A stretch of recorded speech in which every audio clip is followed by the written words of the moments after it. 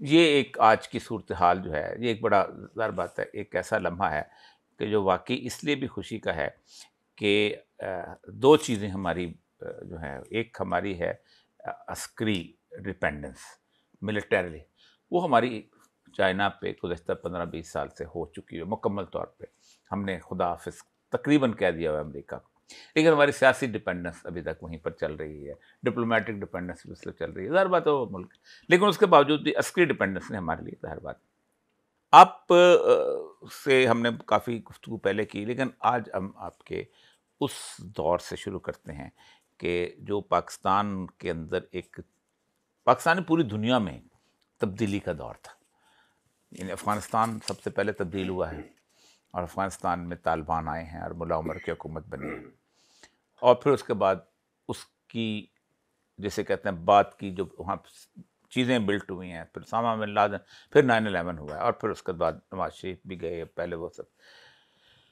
تو ایک جس وقت یہ سب کچھ ہو رہا تھا تو آپ اس وقت یعنی میں پہلے ذرا سا چلا جاتا ہوں تقریباً 95 تو اس وقت آپ میرے خیال ایران میں تھے. جی.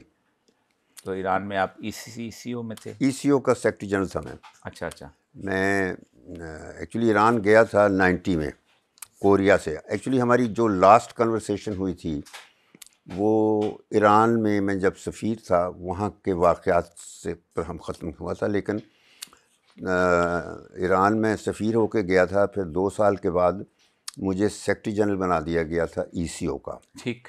اور میں نے پھر اس وقت یہ 3 رکنی آرگنائزیشن جی، ہوتی تھی. ابھی وہ ٹوٹے نہیں تھے. تو وہ جب کولڈ وار کے بعد سوویت امپائر ڈسمینٹل ہوئی اور اس میں ہمارا بہت بڑا کردار تھا، اور میں اس کی جو کریڈٹ ہے وہ ضیاء الحق کو دیتا ہوں. تو وہ جب سوویت امپائر ڈسمینٹل ہوئی تھی تو سینٹرل ایشیا کی ریاستوں کو پھر میرا فائدہ میں نے اٹھایا کہ میرا ڈیزگنیشن سیکرٹری جنرل کا جو تھا نا، جب میں ان کو ملنے جاتا تھا جو ان کے ہیڈز آف اسٹیٹ تھے، تو وہ میرے لیے ہیڈ آف اسٹیٹ والا مجھے برابر سیکرٹری جنرل جو وہ پروٹوکول دیتے تھے، وہ پروٹوکول، کیونکہ ان کے نزدیک سیکرٹری جنرل تو ہوتا ہے وہ موسٹ پاورفل چیز ہوتا ہے. وہ رشین سسٹم، کروشیو ہو یا اسٹالن، پولٹ بیورو ہوتا ہے، پولٹ بیورو. تو تو مجھے اتنا پروٹوکول ملا. میں نے سارے صدروں کے ساتھ جا کے بات چیت کی اور ان کو میں نے پرسویٹ کیا کہ تمہیں ہم دنیا کی مین اسٹریم میں لے جائیں گے، اب تم آزاد ہوئے ہو. تو ان سب کو پرسویٹ کر کے 6 ریاستوں کو میں نے ای سی او میں شامل کیا. پھر افغانستان بھی ساتھ. اور جی بالکل. اور پھر 7واں میں نے افغانستان، حسن اللہ برہان الدین وغیرہ وہ اکثر آتے تھے میرے پاس جب میں ایران میں امبیسڈر تھا، تو ان کے ساتھ بڑے اچھے تعلقات تھے. اور وہ اور بھی افغان لیڈر، تو ان کو بھی کہا کہ آپ بھی. تو 7 نئے ممبر شامل کر کے اس کو 10 رکنی وفد بنایا. اس وقت یورپین یونین کے بعد یہ اور آسیان تو ابھی اتنا بڑا نہیں ہوا تھا، تو second largest organisation. Even African unity سے بھی بڑی تھی وہ. تو وہ اس قسم کی آرگنائز افریقن تھی کو بھی نہیں. یہ تو باقاعدہ اس کا ایجنڈا تھا، ہر چیز کوآپریشن کی کیا شعبے. آپ کو یاد ہوگا کہ فارن منسٹرز کا اجلاس ہوا تھا کوئٹہ میں، ان سارے. جی بالکل. اس وقت تھے، میں آیا تھا ساتھ. آپ ساتھ میں یاد ہے؟ بالکل. میں اس وقت آذربائیجان کے جو وزیر خارجہ کے ساتھ مجھے پروٹوکول کی ڈیوٹی تھی. بالکل. جب جنگ تو اس وقت لوگ ایک اتنا ایمبیشیس ڈیزائن بنایا گیا تھا، 5 سال کے اندر روڈ نیٹ ورک ہوگا تو فلاں ہوگا.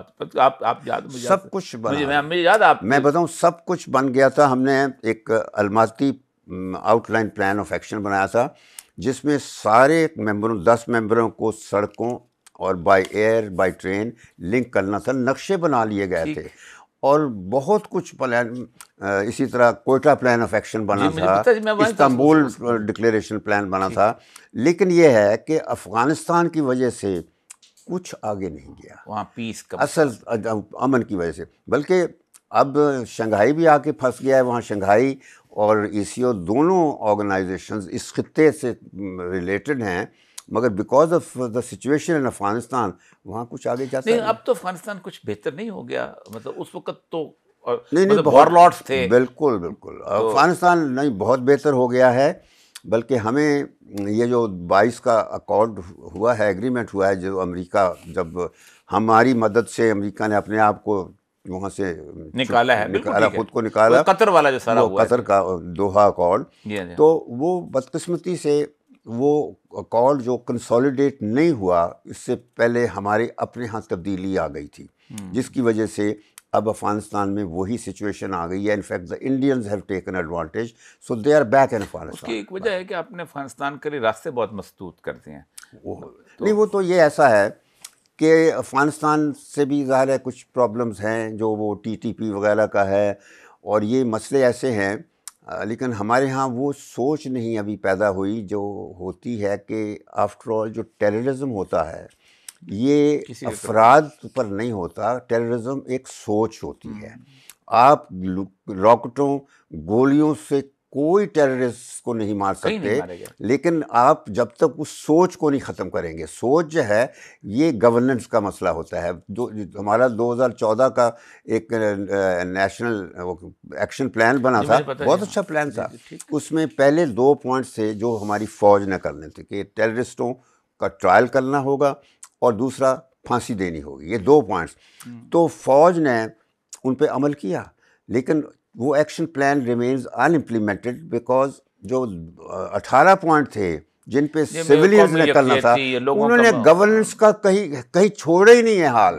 بالکل وہ نہ معیشت ہے، نہ ایجوکیشن ہے، نہ ہیلتھ ہے، نہ لا اینڈ آرڈر ہے، نہ انصاف ہے. وہ سیاستدانوں کا کام ہے. ایکچولی جو سیاستدانوں کا سلسلہ ہے، میں بتاؤں کہ یہ تو پاکستان بننے کے بعد سے شروع ہو گیا تھا. انہوں نے، انڈیا نے پہلے 3 سالوں میں دیکھیے اپنا آئین بنا لیا تھا، ساری ریفارمز بنا لی تھی، ساری ریفارمز کر لی تھی، فوج کا رول متعین کر دیا تھا اور ریاستوں کی مرجر کر دی تھی. تو 50 میں India was a full fledged state. ہم 47 سے لے کر 56 9 سال تک ہم آئین نہیں بنا سکتے تھے. 56 میں آئین بنا تھا. ان 9 سالوں میں ہم نے اتنی اسپیس مہیا کر دی تھی اس وقت فوج کو، تو اور وہ ضروری تھا، کیونکہ اگر فوج نہ ملک کو بچاتی تو یہ تو جس طرح آج کل ہوتا ہے، یہ ملک کو بیچ کر دبئی اور لندن لے جاتے، اس وقت چلے جاتے. تو شکر ہے کہ اس کے بعد ایوب آیا، اس نے پاکستان کو ایک دلاسا دیا اور سنبھالا. اور وہ گولڈن پیریڈ ہے پاکستان کی تاریخ کا ایوب خان کا. جس طریقے سے اس نے پاکستان کو انٹرنیشنل لیول پہ، یہ میری ذاتی ایک سوچ ہی نہیں ہے، تجربہ ہے. میں اس وقت مجھے یاد ہے کہ میں ایوب کے بہت خلاف ہوتا تھا، اسٹوڈنٹ لیڈر تھا، گورنمنٹ کالج اسٹوڈنٹ میں تھا. تو مال پہ میں ہمیشہ ایوب کے خلاف پروسیشن لیڈ کیا کرتا تھا. وہ ساتھ جواز اسلامی مل جاتی تھی اور بڑی گالیاں دیتے تھے ہم.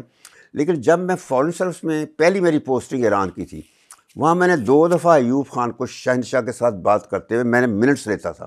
جب میں نے دیکھا کہ یہ شہنشاہ اتنے دباؤ سے بات کر رہا ہے اور وہ بڑے تکبر اور اعتماد کے ساتھ ایوب خان اس کے ساتھ گفتگو کرتا تھا، اور جو ہمارا فارن پالیسی کا ایک اہم جزو ہے بیلنسنگ پروسیس فارن پالیسی میں، تو وہ اس نے شروع کیا تھا. کیونکہ وہ کہتا تھا عربوں کے ساتھ تمہارے تعلق کوئی نہیں ہے، چھوڑ دو اس کو. وہ کہتا تھا آپ بھی ہمارے بردر ہیں، وہ بھی ہمارے بردر ہیں. تو ایوب کو میں اس وقت سے پھر میں نے پسند کرنا شروع کر دیا. جب آپ نوکری میں آئے، آپ فرسٹ سیکرٹری تھے تو ایران میں؟ میں تھرڈ سیکرٹری تھا، گیا تھرڈ سیکرٹری تھا، پھر سیکنڈ سیکرٹری، پھر میں سینیگال گیا، پھر آگے چلتے.